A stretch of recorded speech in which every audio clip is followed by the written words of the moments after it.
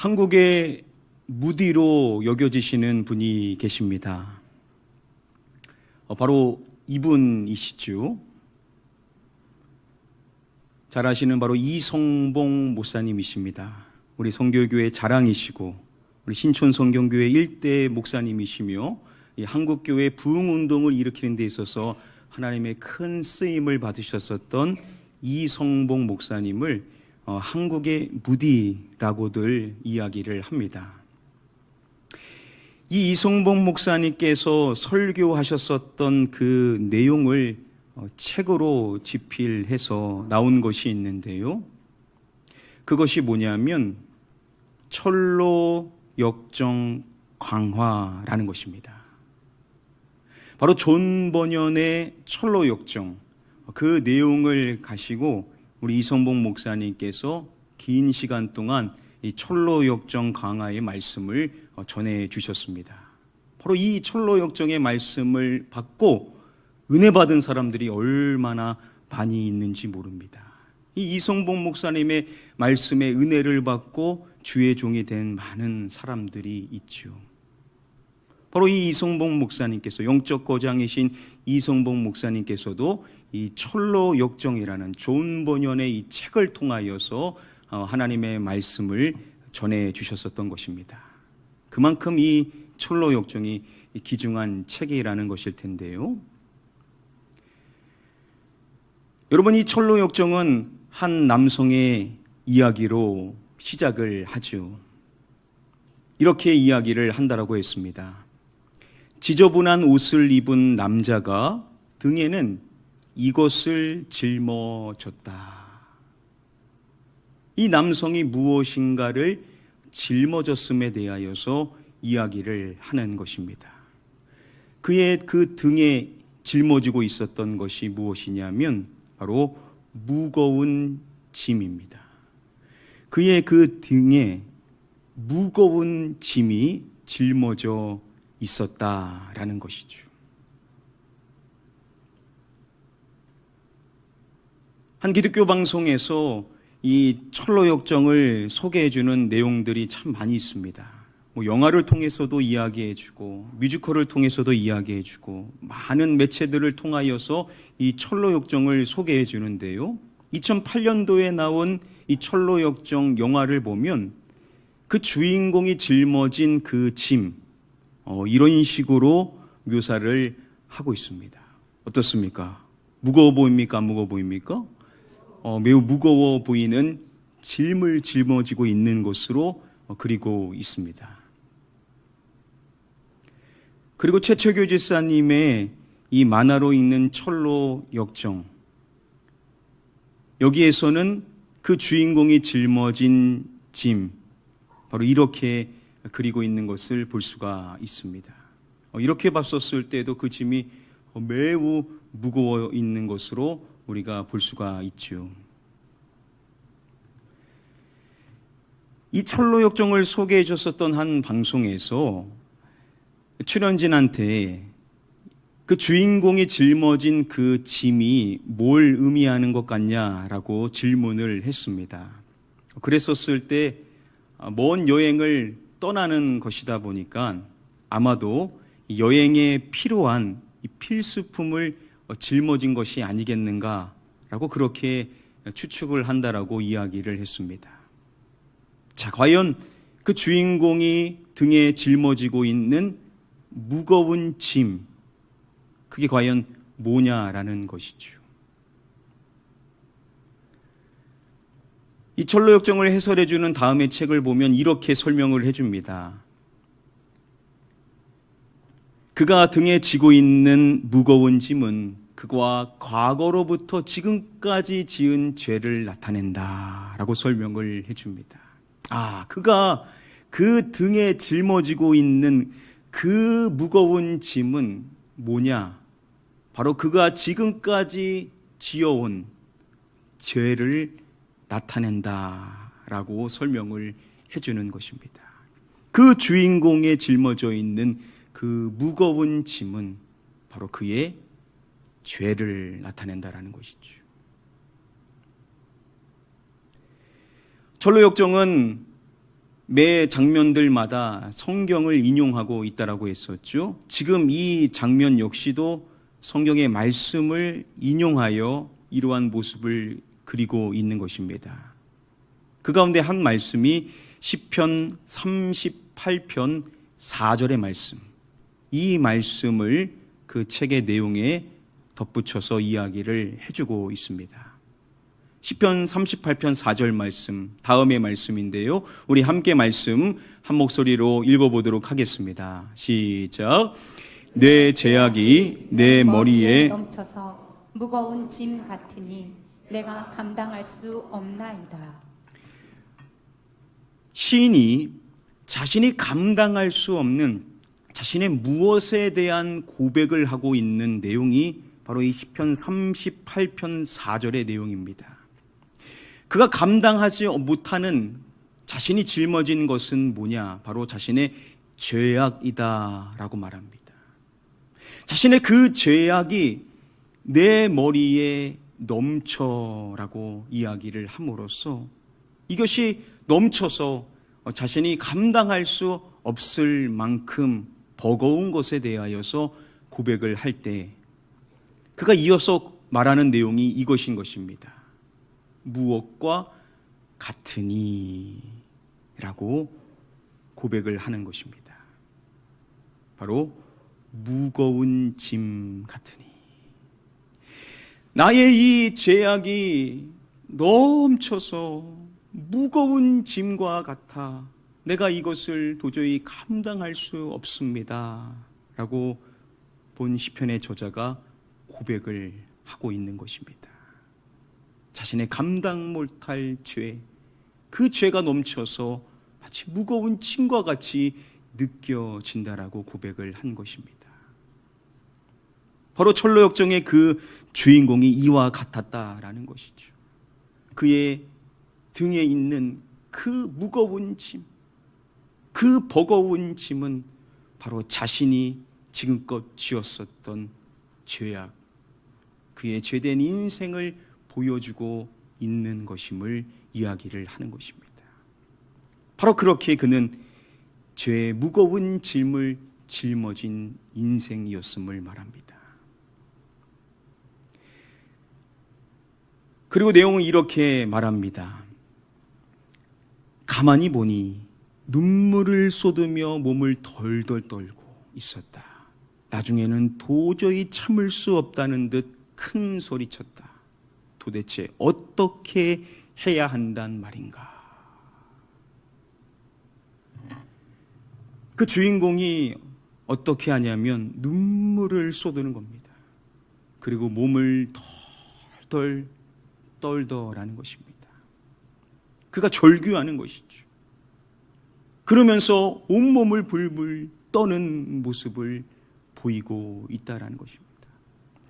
과연 이 주인공은 왜 이러는 것인가? 지금 이 모습은 이 주인공의 어떠한 상태를 나타내주고 있는 것인가? 다음의 영상을 보면 이렇게 짧게 설명을 해줍니다. 철로역정의 첫 장면은 죄로 인해 죽어있던 한 영혼이 깨어나는 과정을 보여주고 있다. 아주 간단하게 설명해 줍니다. 이것은 뭐냐? 죄로 인해 죽어있던 한 영혼이 깨어나는 과정을 보여주고 있는 것이다 라고 설명을 하는 것입니다. 바로 자신의 그 무거운 짐, 그 죄를 자각하였었던 그가 원래 영적으로 죽어 있었던 영혼인데 자신의 그 죄를 인식하면서 그 영혼이 깨어나고 있는 과정 가운데 자신의 비참한 상태를 느끼며 애통하며 절구하며 몸을 불불 떠는 그러한 모습은 이 죽어 있었던 영혼이 깨어나는 과정의 모습을 보여주고 있는 것이라는 것이죠. 그리고 이어서 이렇게 이야기합니다. 은혜의 시작은 나의 무엇을 인식하는 것으로부터 시작한다라고 말합니다. 여러분, 나의 뭘 인식하는 것이겠습니까? 바로 죄를 인식하는 것을 말합니다. 은혜의 시작은 뭐냐? 은혜는 어디서 시작을 하냐? 바로 나의 죄를 인식하는 것으로부터 시작을 한다라는 것이죠. 우리는 더러 죄를 이야기하는 것을 꽤 힘들어하는 경우들이 있습니다.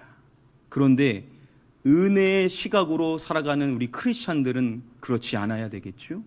세상 사람들은 죄하면 무슨 죄냐라고 말할지 모르지만 우리 믿음의 사람들, 은혜로 살아가는 사람들은 바로 이 죄를 인식해야만 은혜를 깨달을 수 있고 은혜의 영역 안에 살아가는 사람답게 살아갈 수 있다라는 것을 아는 사람이 바로 우리 크리스찬인 줄 믿습니다. 그러니까 죄를 깨닫는 게 얼마나 귀하냐라는 것이죠. 내가 죄인임을 고백하며 살아가는 것이 우리 크리스찬의 어떻게 보면 시작과 끝의 모습이고 항상 하나님 저의 죄를 주님께 맡겨드립니다. 예수 그리스도 안에서 저의 모든 죄를 사하신 그 은혜의 감격을 가지며 살아가려면 우리는 죄를 인식하고 우리의 죄를 고백하며 그 은혜 안에 살아가는 자가 되어야 될 줄 믿습니다. 앞서서 말씀드렸었던 그 기독교 프로그램에서 존 버년이 쓴 또 다른 책에 대한 내용을 소개해 주었습니다. 그 책은 어떠한 책이냐면 바로 존 버년의 영적 자서전에 해당이 되는 책임을 말했습니다. 그 책의 제목이 뭐냐면 이러한 제목의 책입니다. 누구에게 넘치는 은혜라는 제목의 책입니다.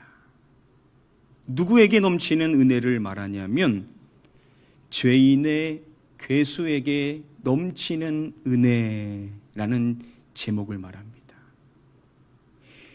죄인의 괴수라는 겁니다. 여러분, 이게 존 버년의 자서전이라고 한다면 지금 죄인의 괴수가 누구라는 겁니까? 바로 존 버년 자신이 죄인의 괴수라는 것이죠. 그가 고백하는 자서전적 고백이 뭐냐면 바로 나는 죄인의 괴수다. 이 죄인인 괴수에게 임하는 넘치는 그 은혜를 고백하는 것이 자신의 자서전적 고백에 해당이 된다는 겁니다. 여러분, 이 죄인의 괴수를 고백한 사람이 누구입니까? 바로 사도 바울이죠. 사도 바울이 디모데전서 1장 15절 말씀에서 고백한 그 내용을 존 버년도 자신에게 적용하여 고백을 한 것입니다. 우리 함께 말씀 한 목소리로 읽어보겠습니다. 시작. 믿보다 모든 사람이 받을 만한 이 말이요. 그리스도 예수께서 죄인을 구원하시려고 세상에 임하셨다 하였도다. 죄인 중에 내가 괴수니라. 믿보다 모든 사람이 받을 만한 이 말이요.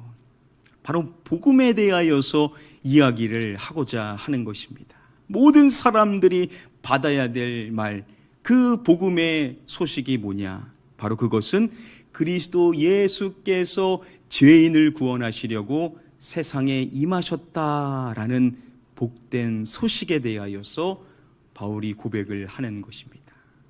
이 모든 소식은 이 세상 한 명도 빼놓지 않고 모든 사람들이 받아야 될 굿뉴스인 것인데, 자, 이렇게 말하고 얼마든지 끝날 수 있었을 거지만 바울이 마지막에 말하는 내용이 중요한 것이죠. 그가 말하는 것입니다. 죄인 중에 누가 괴수니라 라고 고백을 하는 것입니다. 죄인 중에 누가 괴수라고요? 내가 괴수니라. 죄인 중에 바로 내가 괴수니라. 죄인 중에 내가 가장 큰 죄인입니다. 죄인 중에 내가 우두머리입니다. 죄인 중에 내가 가장 첫 번째 죄인입니다 라고 사도 바울이 고백을 한 것입니다. 여러분, 그리스도 예수께서는 누구를 구원하시려고 세상에 임하신 것이라고요? 죄인을 구원하시려고 세상에 임하신 것인데, 수많은 죄인들 가운데 내가 첫 번째라면 바울은 말하는 겁니다. 예수님은 가장 먼저 저를 위하여서 이 땅에 오신 것입니다. 예수님의 그 은혜는 바로 제일 먼저 저를 위한 것이었습니다. 그분의 은혜를 논할 때 바울은 눈물을 흘리지 않을 수가 없었겠죠. 왜냐? 그 은혜는 다른 사람들을 위한 것이기도 하지만 가장 먼저 나를 위하여 오신 그 예수 그리스도의 그 은혜를 그가 누릴 때마다 얼마나 그가 감격하며 눈물을 흘렸겠냐라는 것이죠. 그 은혜를 그가 어떻게 누릴 수 있었냐? 자신이 죄인 중에 괴수임을 깨닫기 때문에 은혜를 누릴 수가 있었다라는 겁니다. 여러분, 죄를 깨닫는 것이 은혜인 줄 믿습니다. 내가 얼마나 큰 죄인인지를 깨닫는 것만큼 우리는 은혜의 크기를 알 수 있고, 그만큼 사함이 받은 것이 많으면 우리는 그만큼 더 주님을 사랑할 수 있게 되는 줄 믿습니다. 그렇더라고요. 신앙생활은 복잡하지 않습니다. 얼마나 죄를 깊이 깨닫는지, 내가 얼마나 큰 죄인인지를 깨닫느냐에 따라서 신앙생활이 달라지게 된다는 사실을 우리는 다시금 깨달아야 될 줄 믿습니다. 바로 죄인의 괴수인 나를 위하여 이 땅에 오신 예수 그리스도의 은혜, 그 은혜의 첫 번째 주인공이 나라는 것을 고백하실 수 있는 저와 여러분들 되시기를 주님의 이름으로 간절히 축복하며 축원합니다.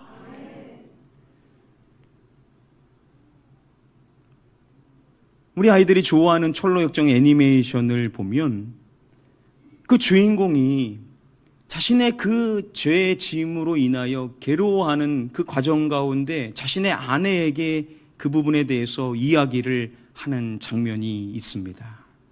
영상으로 준비해 봤습니다. 잠시 함께 보시도록 하겠습니다. 같이 당신 그렇게 구부정한 걸 보는 것도 우린 힘들다고. 이건 짐이 무거워서 그런 거야. 짐이라고? 무슨 짐 말이야, 크리스천? 내 눈엔 삐쩍마른 몸밖에 안 보이는데? 책을 읽으면 읽을수록 짐이 점점 더 무거워진다고. 당신은 저게 안 보여? 어쩜 좋아. 자신은 그 죄의 짐으로 인하여서 괴로워합니다. 그게 너무 버거운 것입니다. 그런데 자신의 아내는 전혀 그것을 인식하지를 못하더라는 것이죠. 자신의 그 괴로운 것을 아내도 좀 공감했으면 좋겠는데 아내는 그러한 남편을 이상하게 여기는 것입니다. 왜 그런 것이냐? 그것은 바로 영적으로 죽은 자는 죄의 짐을 보지를 못하더라는 것입니다. 영적으로 아직 깨어있지 않은 사람은 모든 사람이 죄의 짐을 짊어지고 있는 것인데 아직 깨어있지 않은 사람은 그 죄의 짐을 볼 수가 없다라는 것이죠. 그 죄의 짐을 인식하지를 못하더라는 것입니다. 여러분, 그것이 모든 죄인의 안타까운 현실이 아니겠습니까? 그걸 느끼고 그걸 인식하고 이것을 어떻게 해야 됩니까? 이 문제를 어떻게 해결해야 됩니까? 라는 그 문제의식이 있다면 구원으로 나아갈 수 있는 그 마음이 생길 수가 있을 텐데 문제는 영적으로 죽은 사람은 그것조차를 인식하지를 못하더라는 겁니다. 자, 그러면 그 주인공은 어떻게 자신의 그 죄의 짐을 인식할 수가 있었냐라는 것이죠. 자신의 아내는 전혀 모르는데 어떻게 그는 자신의 이 죄의 무거운 짐을 그가 느낄 수가 있었냐라는 것입니다.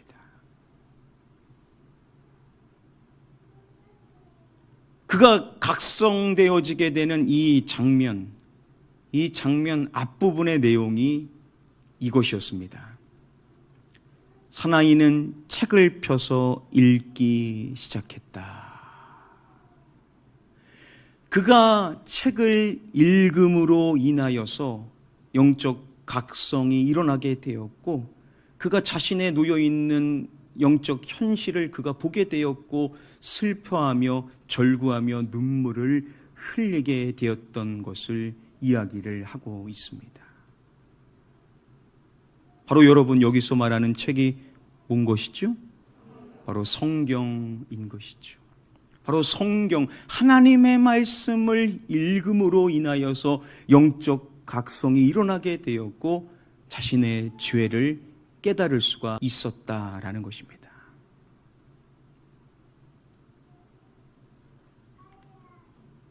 뮤지컬 형식으로 나온 2017년도에 나오게 된 이 철로역정 영화를 보면 이 장면, 그가 성경을 읽으면서 깨닫게 되는 모습을 이렇게 묘사합니다. 영상을 잠시 보시도록 하겠습니다. I saw in my dream a poor man with a book, and every time he would open it and look, he could see that his clothes were both filthy and black, and there grew an unbearable burden on his back. Yet his book he still read again and again, and his burdens grew greater, for his burden was sin.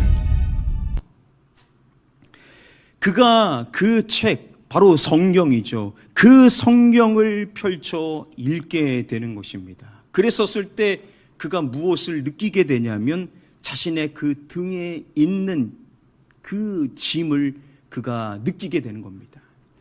그러니까 원래 모든 사람은 다 죄의 짐이 있는 것입니다. 그런데 그것을 느끼지 못하고 마치 나는 살아있는 사람처럼 아무런 문제 없는 것처럼 살아가는데 하나님의 말씀 앞에 서게 되었었을 때 영적 각성이 일어나면서 자신의 등에 있는 죄의 짐을 느끼게 되더라는 것이죠. 그리고 그 무게가 더 무겁게 느껴지게 되더라는 것입니다. 자신의 그 짐이 더 무겁고 크게 느껴지게 되더라는 것이죠. 무엇을 통해서 그렇게 되냐? 하나님의 말씀인 성경을 통하여서 그렇게 된다라는 것이죠. 하나님의 말씀을 통하여서 자신의 현실을 보게 되는데 나의 죄가 얼마나 무거운지, 나의 등 뒤에 있는 이 죄의 짐이 얼마나 버거운 것인지를 더 처절하게 느끼게 되더라는 것입니다.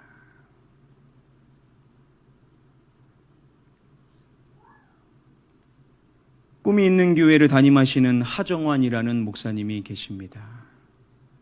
한 방송에서 이 철로 역정에 놓치지 말아야 될 중요한 메시지가 무엇인지에 대해서 이야기를 해줍니다. 바로 이 철로 역정을 통하여서 우리가 반드시 기억해야 될 아주 중요한 한 가지에 대해서 이야기를 해줍니다. 이것도 마지막으로 영상 함께 잠시 보시겠습니다. 성경에 집착하는 거예요. 그러니까 처음부터 마지막까지 성경에 집착해요. 그러니까 성경이 죄를 깨닫게 하고 성경이 마지막 하나님 나라에 이르도록 도와주죠. 그러니까 성경을 읽는 것 자체가, 그래서 이 철로역정을 우리가 애니메이션을 보든 책을 읽든지 간에 매우 첫 번째 중요하게 얘기해야 할 것은 성경이다.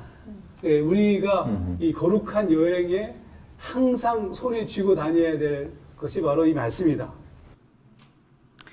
바로 중요한 메시지가 뭐냐? 성경에 집착하는 것이다 라고 말합니다. 여러분, 우리가 철로역정을 봐야 되는 이유가 뭡니까? 만약에 이것이 성경에 입각한 내용이 아니라면, 성경에 집착하고 있는 내용이 아니라면 사실 이것을 이 시간에 볼 필요가 없습니다. 이것은 다 하나님의 말씀에 철저히 입각하여서 이야기하고 있는 내용으로서 바로 성경이 얼마나 중요한지를 우리가 느끼고, 우리가 이 과정을 통하여서 더 가까이 나아가야 될 것이 하나님의 말씀이라는 것을 깨닫게 위하여서 바로 이 철로역정을 살펴보는 것인데요. 자, 성경의 중요한 기능이 뭐냐? 그것은 바로 죄를 깨닫게 하는 것이라는 겁니다. 여러분, 어떻게 죄를 깨달을 수가 있습니까? 어떤 분들은 그럽니다. 무슨 죄가 있습니까? 내가 무슨 죄인입니까? 도대체 내가 무슨 죄를 많이 졌다고 왜 교회를 오면은 죄인이라고 죄를 얘기하며 회개하고 왜 그렇게 수많은 죄에 대해서 이야기를 합니까? 라고 말씀하시는 분들이 계십니다. 우리가 죄를 인식하는 것은 다른 어떠한 것을 통해서 하는 것이 아닙니다. 하나님의 거룩한 말씀, 그 말씀 앞에 우리가 비춰지게 되었었을 때 우리의 모든 더러운 것들이 드러나게 됨으로 말미암아 우리가 얼마나 큰 죄인인지를 깨닫게 되는 은혜가 임하게 되는 줄 믿습니다. 하나님의 말씀에 비춰져서 우리가 죄인이라는 사실을 우리가 알게 된다라는 것이죠. 그래서 우리의 모든 신앙의 여정, 거룩한 여정을 걸어가는 성화의 과정 가운데 살아가는 우리 모든 사람들은 은혜는 어디에서 시작되냐? 뭐를 인식하는 데서 시작된다라고요? 죄를 인식하는 데서부터 시작된다라는 겁니다. 여러분, 죄를 빼놓고 은혜를 말할 수 있느냐? 그럴 수가 없습니다, 여러분. 죄를 깨닫지 않는데 내가 죄 없다라고 말하는 사람은 하나님을 거짓말하는 사람이라고 이야기를 했습니다. 내가 회개 기도를 안 한다라는 것은 하나님을 거짓말하는 사람으로 나는 만들면서 기도하고 있는 것입니다. 그러니 회개 기도 없이 아무리 숱하게 많은 기도를 하나님 앞에 드려도 안타깝지만 그 기도가 하나님의 기쁨이 되지 않는 경우들이 참 많이 있다라는 것이죠. 여러분, 은혜는 죄를 깨닫는 데서부터 임한다라는 사실을 기억한다면 우리는 그 죄를 깨닫게 하는 하나님의 말씀을 늘 가까이 해야 될 줄 믿습니다. 그래서 우리의 신앙의 여정, 거룩한 여정을 걸어가는 이 모든 여정 속에서 우리가 하나 붙잡고 있어야 될 한 가지가 있으면 그건 뭐냐? 바로 하나님의 말씀인 성경인 줄 믿습니다.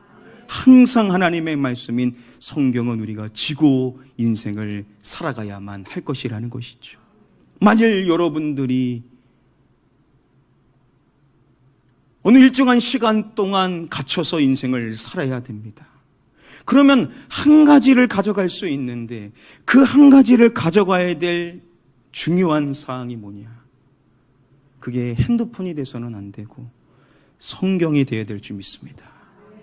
여러분, 하나님의 말씀을 가까이 할 때 우리가 하나님의 은혜를 깨닫는 대로 나아갈 수 있고 그 은혜로 말미암아 내 영혼이 살아날 수 있고 하나님을 가까이 할 수 있게 된다면 아무리 내가 갇혀 있는다 하더라도 전번연처럼 옥에 있나 하더라도 하나님의 은혜를 깨닫게 되면 그것이 하나님의 은혜가 임하는 거룩한 초소로 변화될 수 있다는 사실을 우리는 기억해야 될 줄 믿습니다.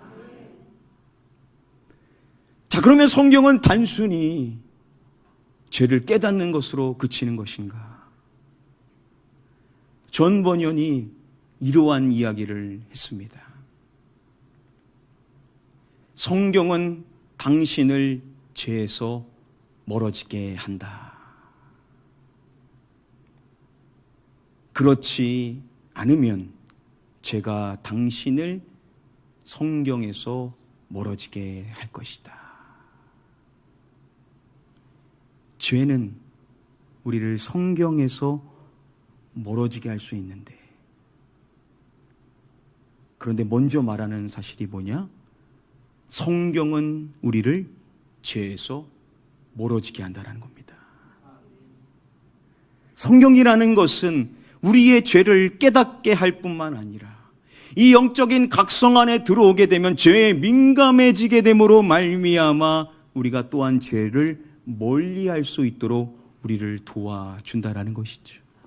그러니까 성경인 하나님의 말씀은 우리를 거룩한 곳으로 나아갈 수 있는, 하나님의 사람으로 변화되어질 수 있는, 즉 죄를 멀리하는 거룩한 삶을 살아갈 수 있도록 우리를 돕는 것이 하나님의 말씀인 성경인 줄 믿습니다. 자, 그러면 우리는 성경을 어떻게 해야만 하겠습니까? 그 애니메이션을 보면 그 주인공이 계속 뭘 합니까? 성경을 보는 겁니다. 밤에도 보고, 그리고 낮에도 보고, 그리고 계속해서 성경을 보며 갈 때도 보고, 일하는 데서도 보고, 걸어다니면서도 보고, 계속해서 성경을 보는 것이죠. 그래서 존 버년이 이렇게 하라고 말했다라고 했었습니다. 하나님의 말씀을 읽고 또 읽으십시오. 여러분, 하나님의 말씀인 성경을 우리는 읽고 또 읽어야만 될 줄 믿습니다. 신앙생활의 여정 가운데 여러분, 정도는 뭐냐? 하나님의 말씀을 읽는 거죠. 여러분, 통독을 도대체 왜 하는 겁니까? 여러분, 통독위원 하시는 분들, 왜 통독위원 제가 여러분들한테 하라고 하는 것입니까? 여러분 생각해 보십시오. 여러분, 그때만큼 성경 많이 읽을 때가 있습니까? 여러분, 통독하려면 두렵고 떨려가지고 막 그 말씀을 읽고 또 읽고, 안 틀리려고 읽고 또 읽고. 여러분, 언제 여러분 성경을 그렇게 무겁게 읽으십니까? 하나님의 말씀을 내가 무겁게 읽을 수 있는 자리가 있다라는 것은 얼마나 귀하냐라는 것이죠.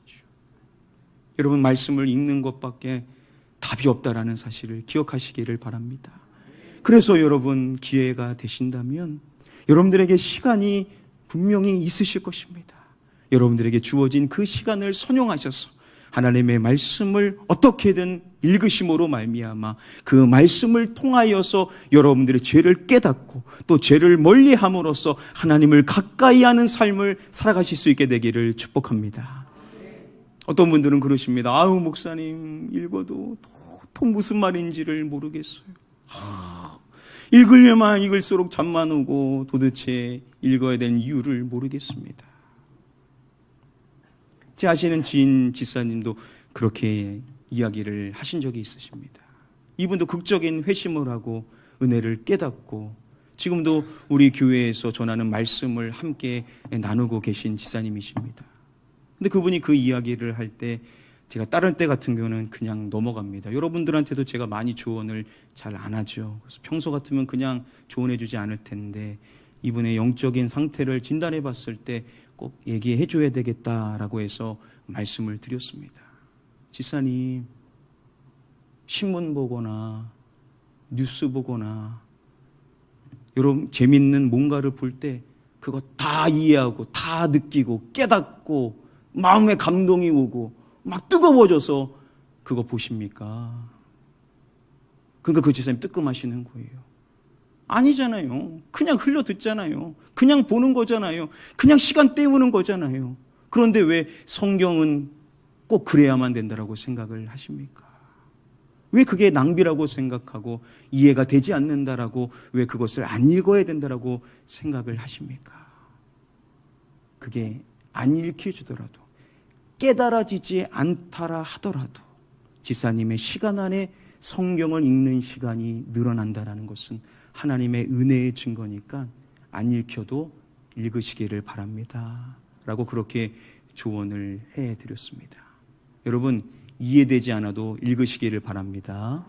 여러분, 안 읽혀줘도 성경을 어떻게든 읽다 보면 성경의 저자이신 성령님이 여러분들을 어느 날 깨닫게 하실 것입니다. 여러분들이 읽었었던 그 말씀 아무 생각 없이 읽었지만 어느 날 성령님이 여러분들에게 그 말씀을 심어줌으로 말미암아 그 말씀이 여러분들 안에 생명력 있는 말씀으로 다가오는 날이 오게 될 줄 믿습니다. 근데 안 읽으면 어떤 그렇게 은혜가 있겠습니까? 그러니 여러분, 안 읽혀도 재미없어도 졸려도 뭔 말인지 모르겠어도 어떻게든 읽으심으로 말미암아 하나님의 말씀을 여러분들 안에 담을 수 있는 은혜의 삶을 살아가시기를 축복합니다.